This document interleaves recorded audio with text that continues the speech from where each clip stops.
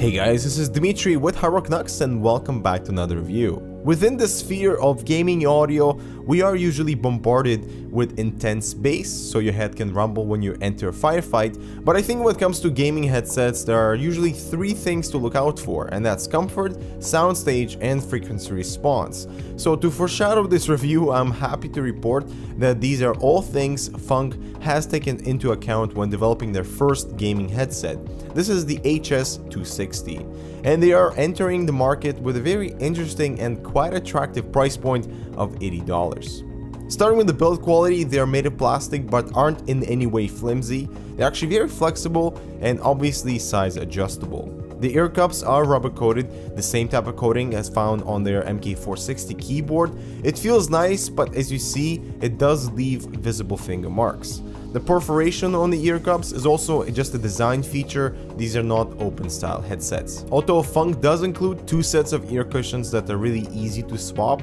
So we have the velour cups that offer a more open audio environment with wider soundstage, but in turn less isolation, and actually helps to cool your ears slightly better, while the leather cushions provide a more isolated sound and a slightly more pronounced bass response. The HS260 is an over-ear headset, actually very comfortable and lightweight, only at 370 grams. And while the headband has this leather padding, I wish it would be slightly softer and deeper, as after a few hours of gaming, it's the only pressure point that I certainly felt.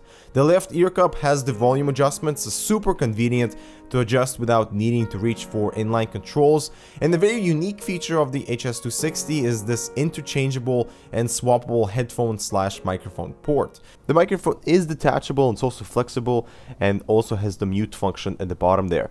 As you can hear, it's actually quite clean and clear audio. Now, it doesn't fully cancel out the background noise, but it would be totally acceptable for gaming. Now, depending on the orientation of your setup, you can connect the detachable cord to either left or right. In my case, I was using the audio engine DAC for testing, which is on my left, so I used the left ear cup for the cable and the right ear cup for the microphone. The cable is long and it's braided, but one thing I wanted to point out was the lack of indication whether you're using the mic or headphone jack, aside from the small color tips at the end there. It would have been nice to include the standard sort of graphic for easier separation for which cable is what. The HS260 features 50mm drivers and a pretty standard impedance of 32 ohms, and from what I've been told, specifically have been designed or tuned for the most optimal sound resolution and detail for gaming. So here's the frequency response graph that isn't as flat, so don't be expecting the best audio fidelity, but for a gaming oriented headset, the bass response is dipped at the low end, making gunfire and rockets that much more evident with tight and deep bass, especially when using the leather pads. The bass doesn't drown out the mid-range detail and was actually very impressive for an $80 headset. Moving on to the mid-range response, what they show here is a slight boost in the upper portion, so basically speech enhancements to be able to hear your teammates clearly, but the mid-range is slightly recessed, resulting in less detail and somewhat muted response.